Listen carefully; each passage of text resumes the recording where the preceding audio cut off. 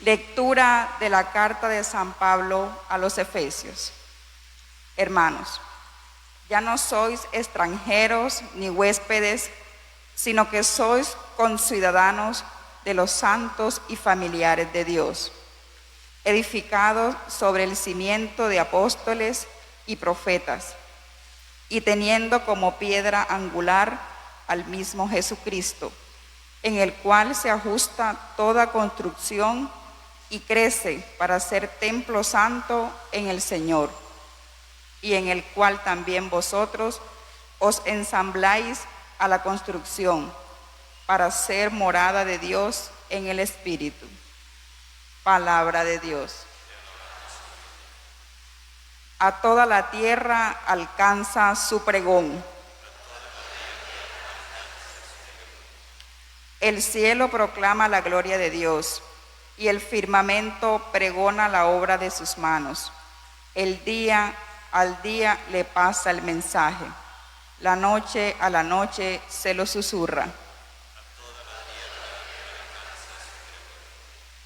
Sin que hablen, sin que pronuncien, sin que resuene su voz, a toda la tierra alcanza su pregón, y hasta los límites del orbe su lenguaje.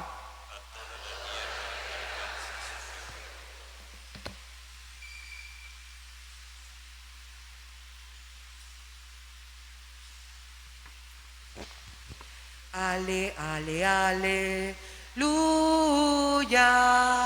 Ale, ale, aleluya. Ale, ale, aleluya. Aleluya, aleluya. Aleluya, aleluya.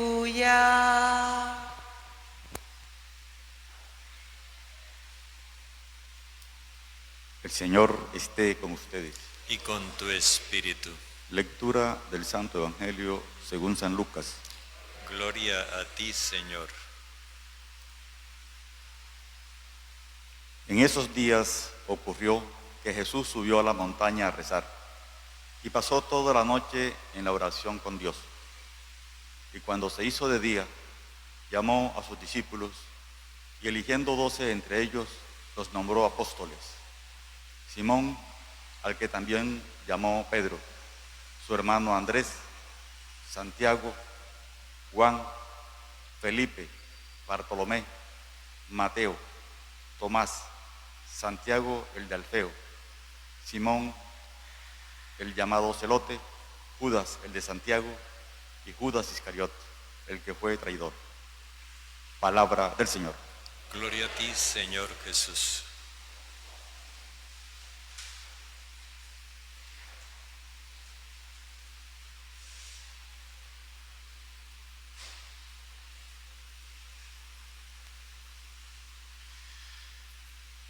Las fiestas de los apóstoles, hemos dicho en muchas oportunidades, nos sirven para meditar en nuestra condición de iglesia. Pero viendo bien la fiesta de estos dos, me parece que nos traen una inspiración para el proceso sinodal al que el Papa nos ha invitado. Primero, nos damos cuenta en la lectura de la carta a los Efesios de un rasgo de la Iglesia que plantea el autor, que no podríamos nosotros descuidarlo ni olvidarlo jamás. Presenta la Iglesia como un edificio que crece, como una casa que se va incrementando en sus habitaciones. Y esto entonces dice, crece para ser templo santo en el Señor. El Señor Jesucristo, en quien habita Dios, es el templo viviente de Dios.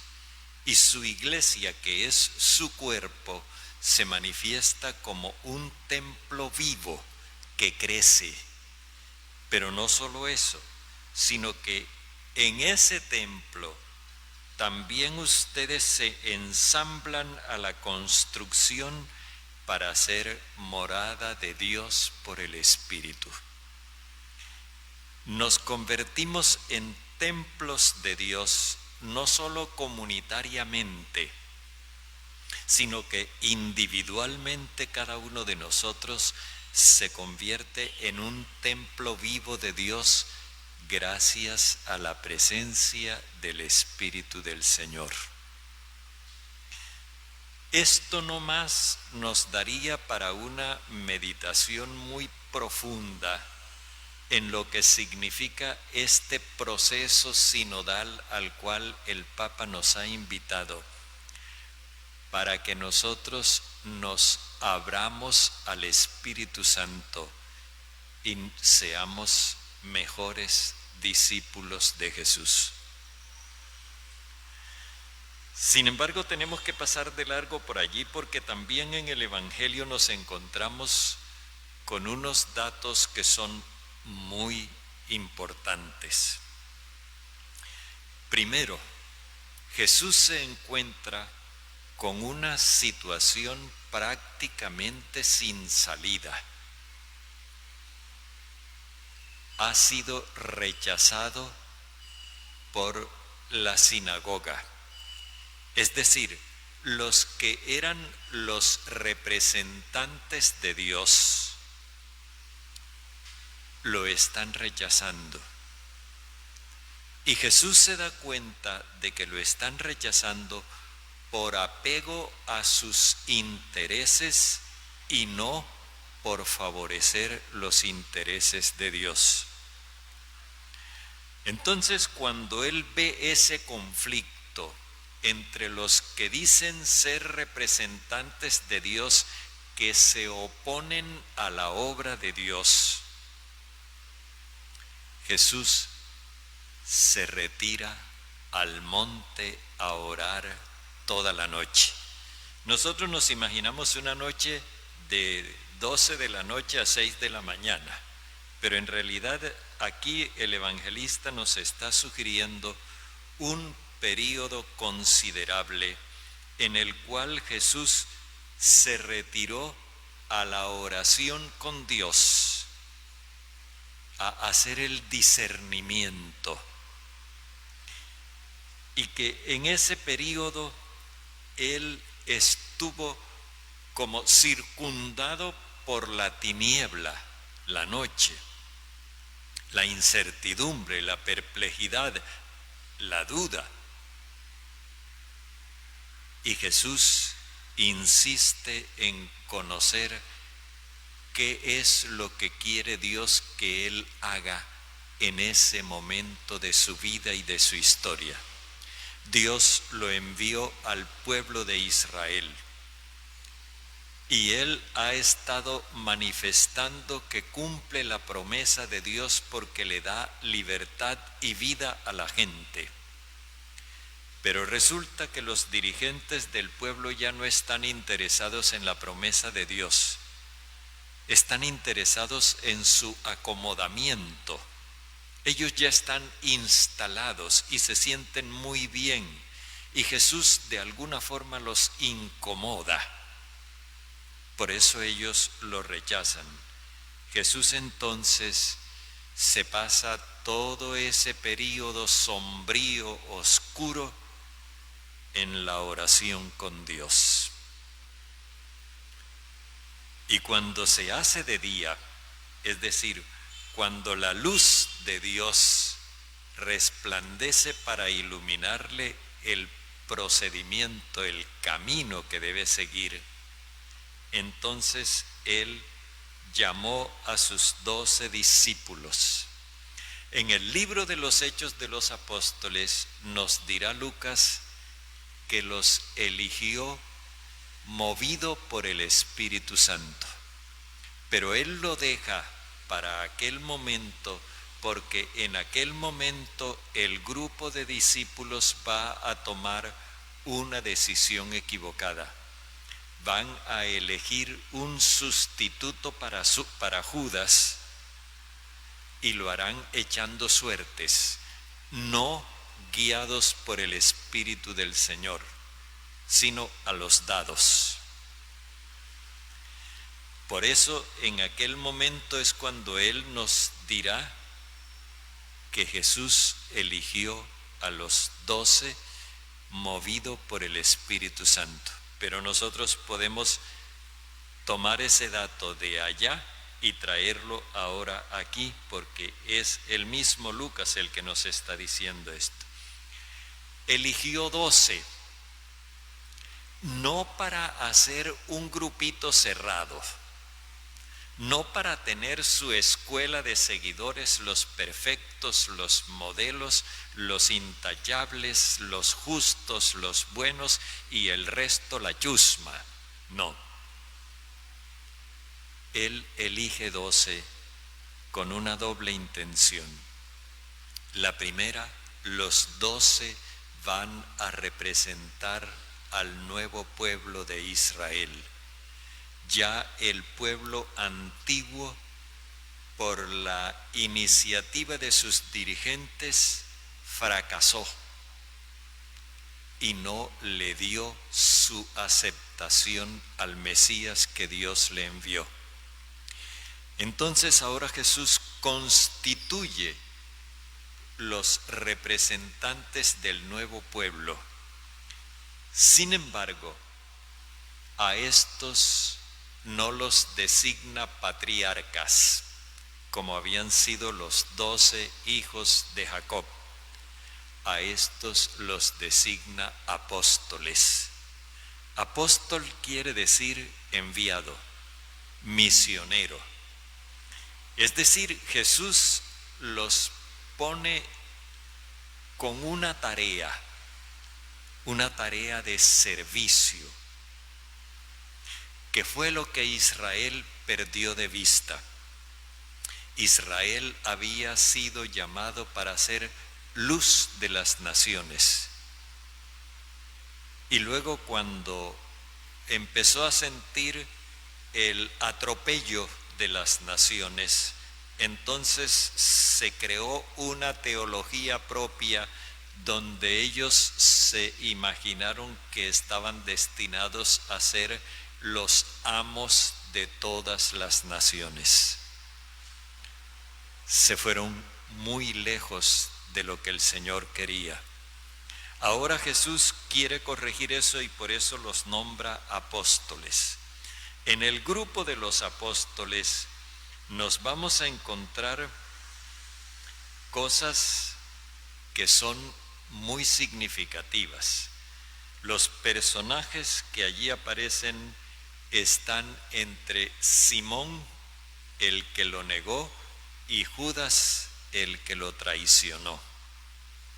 Y sin embargo Jesús los escoge movido por el Espíritu Santo. Esto significa que la escogencia que Él hace no es por simpatías. La escogencia que Él hace es viendo la necesidad que tiene la humanidad. Luego, entre ellos hay 3 Simones. De esos Simones, uno es el que hoy recordamos. Y este que hoy recordamos era lo que hoy llamaríamos un guerrillero. Simón el Celote. Celote era perteneciente a un partido que quería expulsar a los romanos del territorio judío y por eso promovían sediciones y guerrillas para tratar de expulsar a los romanos de su territorio. Junto con esos está también otro Judas que tiene un tocayo que es el que entrega a Jesús. Los dos representan al pueblo judío. Una parte del pueblo judío traicionó a Jesús, la otra parte le fue fiel. Jesús no fracasa del todo, fracasa con aquellos que no están dispuestos a aceptar la tarea de ser apóstoles. Y este Judas de Santiago, es llamado Tadeo en los otros evangelios. Tadeo, la palabra es aramea y quiere decir pecho, pero por pecho se quiere dar a entender su valentía. Los dos fueron a tener lejos, el uno a la India y el otro a Egipto, como misioneros para llevar el mensaje del Señor. Estas cosas nos ponen en el ambiente en el que estamos hoy. Nos encontramos una enorme confusión, incluso cuando hay personas que se dicen muy católicas y que sin embargo no conciben la iglesia como un edificio que crece, sino como un edificio estático, un edificio que ya es perfecto, que no hay que agregarle más, que ya llegó. Y esa actitud se opone al camino que el Señor quiere que nosotros hagamos a lo largo de la historia y que lo hagamos juntos. Se niegan a caminar. Ya no hay nada más que buscar. Para ellos ya todo está. Y por eso viven de la misa que se celebraba en latín. Por eso viven de costumbres que ya no significan nada para la humanidad hoy. Es una iglesia museo, distinta de la que nos presenta la palabra del Señor en la carta a los Efesios. Y el discernimiento que Jesús hace es el discernimiento al que el Papa Francisco nos está invitando. Y hay que admirar una cosa. En la iglesia todavía no hay claridad sobre qué es este proceso sinodal al que el Papa nos está invitando. Y hay algunas resistencias. Ustedes han oído por allí de que un obispo en Europa, en un principado de Europa, dijo que no había necesidad de eso, que eso era muy complejo, muy complicado, que no. Es que el problema no está en el laicado, el problema está en la iglesia. Y quizás los laicos tengan una mejor disposición para este sínodo. Tal vez haya más apertura al Espíritu Santo allí donde hay más disposición para realizar este proceso. El Evangelio que acabamos de escuchar nos pone en esa dinámica de apertura al Espíritu Santo.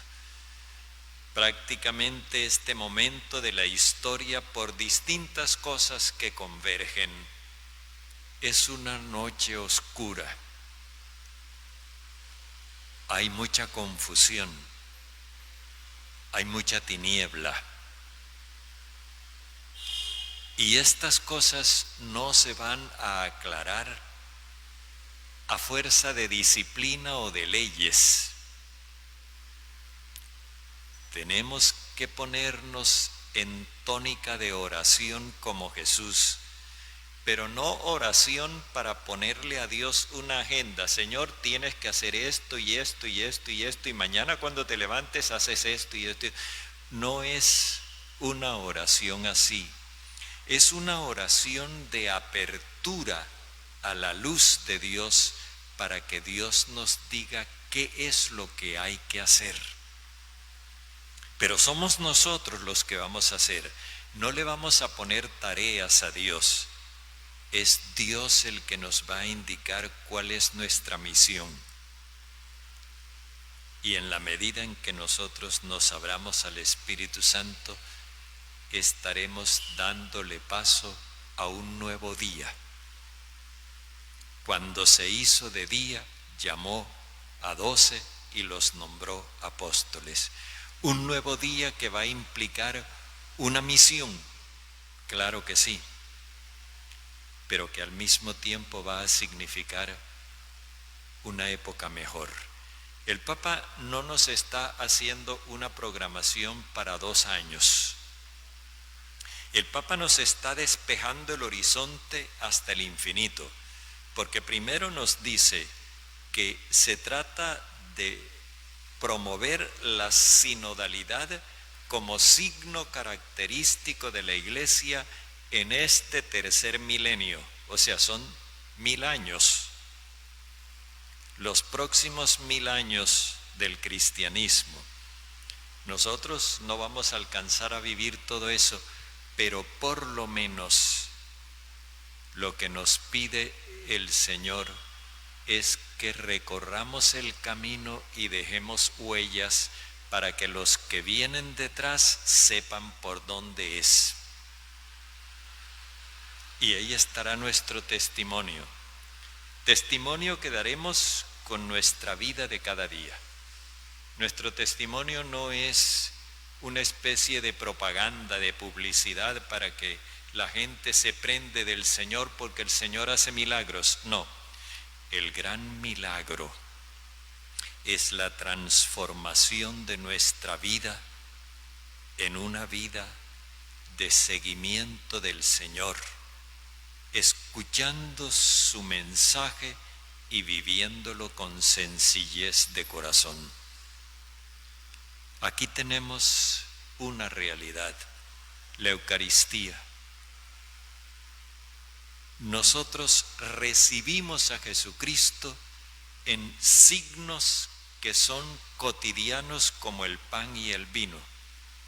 No hay rayos, ni truenos, ni luces de colores como en una discoteca, ni música de fondo, ni nada de eso.